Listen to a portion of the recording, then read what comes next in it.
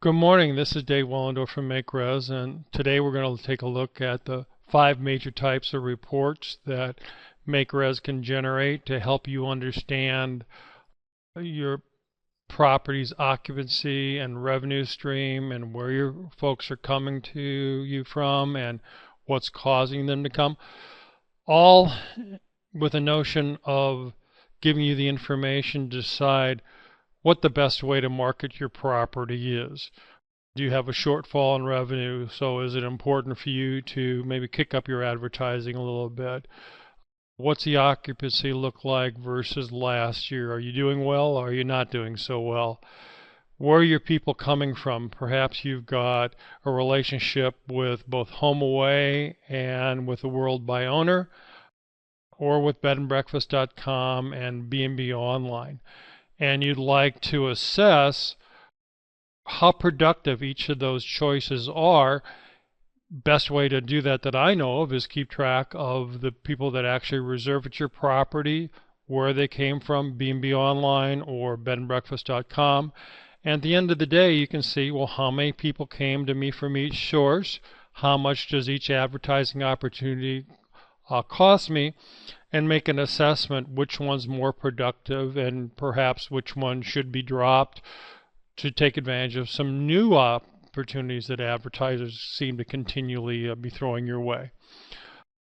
The zip code map is a particular favorite, so that shows visually where all the folks that come to your property come from on a state-by-state or multi-state basis. Lets you zoom and pan and get a better understanding.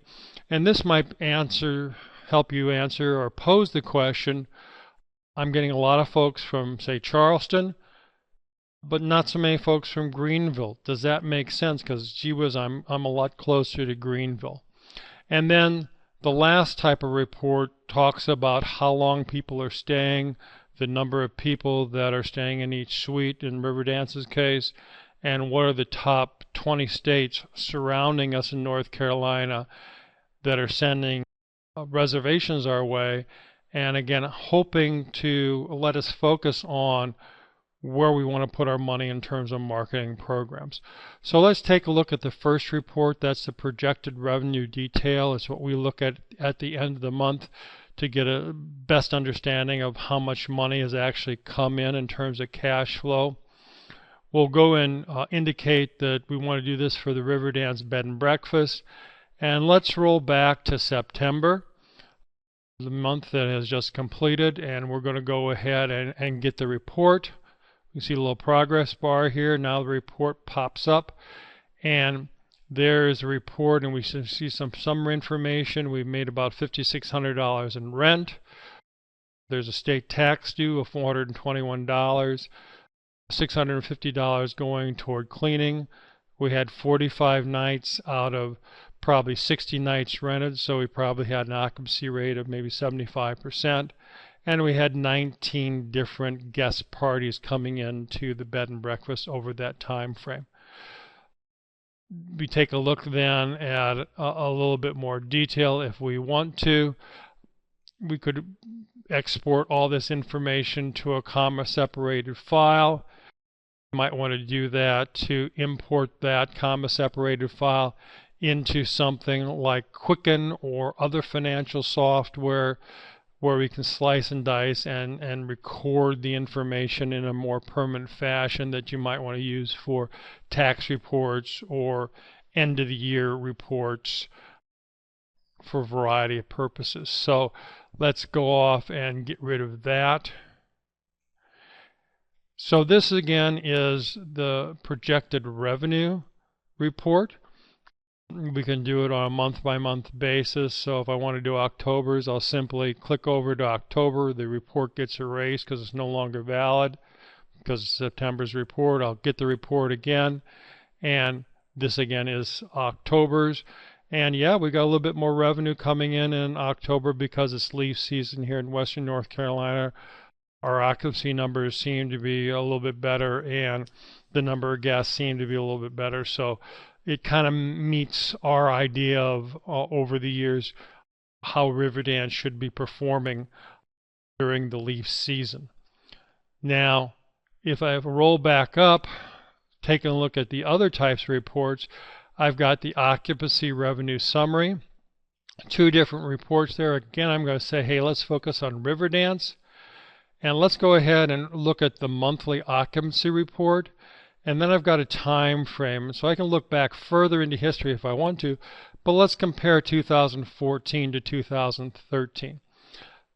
Got everything set up in terms of selecting the report I want. I'm going to get the report.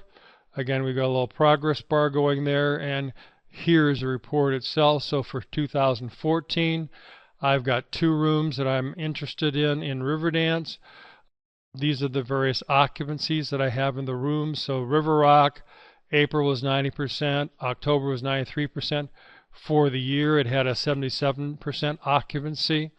The Treetops room, not quite as popular, with a 68% for the year. When I combine the 2 rooms at Riverdance for 2014, I have a 72% occupancy. Now, there's a little caveat here. We're sitting in October, and there's a good chance that additional reservation requests will come in, and our occupancy rates for November and December will go up. So this is a low-end occupancy for us. If we make no more reservations, this is what it's going to look like for the year. We're hopeful that we'll probably end up 5 to 8 points higher for the yearly occupancy as we move forward. If I compare that against 2013, Riverdance, you can see month by month, 55% in 2014, 44% in 2013. So some months better, some months not quite so good. If we roll it up to the yearly occupancy, right now we're pretty much on par with what we did all last year.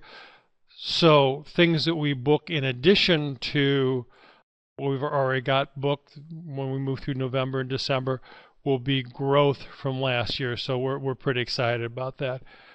At the bottom of that screen is a visual rendering of the occupancy numbers, with the blue occupancy being 2014 numbers, the orangey occupancy being 2013 numbers, and I can see how that's laying out. Now, in the same vein, although I love occupancy, I love revenue a little bit more. So I'm going to go and do a monthly revenue report. Go ahead and get the report, got the progress going on. And now a little bit wider display. These are the numbers behind the occupancy. And I can see that I've made a little bit more money so far in 2013. I booked $65,000 in revenue in 2014. And again, there's some upside potential for November and December. Now I've got 3 rooms displayed, and that's because the master suite is actually a hidden room. We'll talk more about that when we go through the utility video training. It doesn't participate in the occupancy rollout because it would really skew that, but it does participate in the revenue roll-up. So not too much contribution from the master. We only do it in emergency situations because it essentially kicks us out of our room. And that's not the most fun in the world. So again, you see the visual comparison, blue being 2014, orange being 2013. A great way to get a snapshot of what your financials look like on a year-by-year basis comparing against last year. Third type of report is sources, occasion, and specials. Again, I'm going to come in and ask for Riverdance. And let's just take a look at sources right now. Sources are places that referrals come from. So might be TripAdvisor, might be bedandbreakfast.com, might be your local marketing organization for, in our case, Hot Springs, North Carolina. So I'm going to look at the sources, and I really want to take a look at just for the last year. So I'm going to come in and select January 1st, come to the end, select today's date, the 17th, and go ahead and get the report. So this is a little bit ginned up data, but hopefully it'll give you an idea that we've got returning customers that have been to Riverdance before, that are coming back. best way to attract customers is to get them to come back again and again and again. Leads just came in from the internet. Often customers, when you ask them, how did you find us, will just say, I was searching on the internet, and they don't have a whole lot of more information than that. With the sources, you can dig down a little bit, but you don't want to get too pushy. So HomeAway provides a certain number, and you can see the various sources. French Broad is a rafting company we work with. Mobile is people coming in from the mobile version of the website. So this can again be used to see how productive various marketing campaigns might be. So you might say, hey, I'm going to take advantage of that premium platinum offer on bed and breakfast online, and you can take a look at the time frame before you took advantage of that platinum offer. Take a look at the time frame, say 6 months after you took advantage of it, and hopefully you'll see a dramatic uptick in the count of guests that are coming and booking with you from B&B online. The occasions, they're more on the order of weddings and anniversaries, things that might draw family reunions, people into you. Kind of gives you again an idea of what areas that you might want to focus on and how successful you are in your focus on those areas.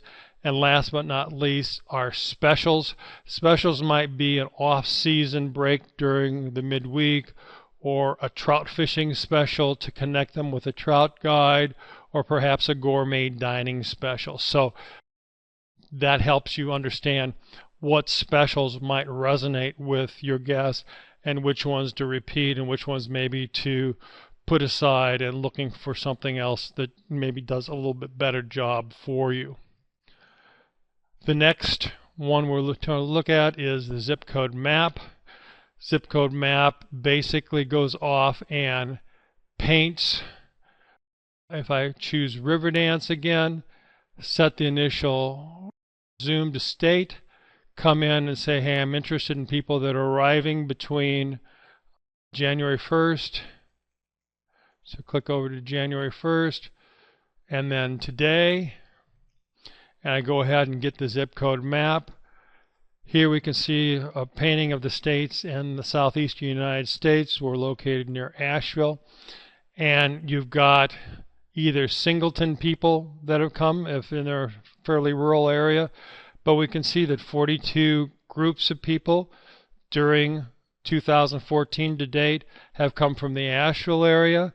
19 have come from the Greenville, South Carolina area.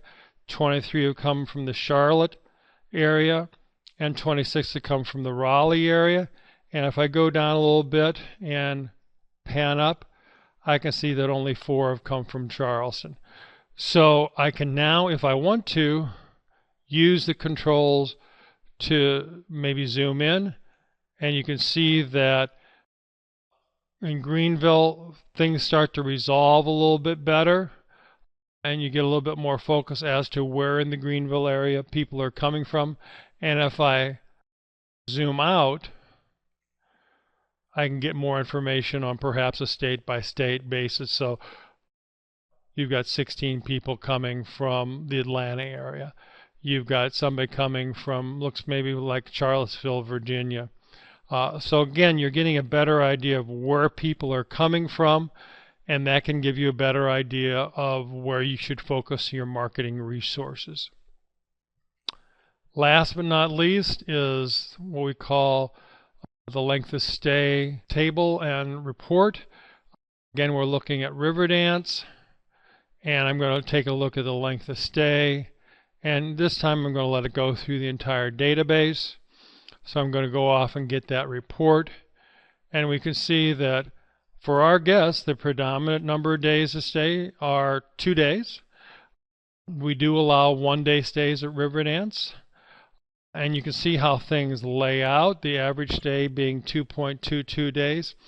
And here you might be asking the question, what can I do to get guests to stay longer? And so you might put some specials and programs together. that you think are going to encourage people to stay longer, but in the 6 months you take before you implement those specials and the 6 months after, then you can take a look and say, hey, my average number of length of stay has grown from, in this case, 2.2 days to maybe 2.5 days. So I'm making progress. In the same vein, we can take a look at the number of people that go into a room. That directly relates to revenue for us because we rent out multiple rooms in a suite, and we can see that 2 people is a dominant number of people in a suite, 4 people, 136 times, etc., etc. So that again gives us an idea of the number of people that we're putting into suites, and the higher the number of people, typically that means more revenue for us. Last but not least, again, the top 20 states. If I take a look at that, we can see that North Carolina gives us a dominant number of guests coming to Riverdance over the entire range of the database. Tennessee coming in second, and South Carolina coming in third with 113 groups. That's it for the overview of the report page. Stay tuned, and we'll next talk in a separate video about the utilities page.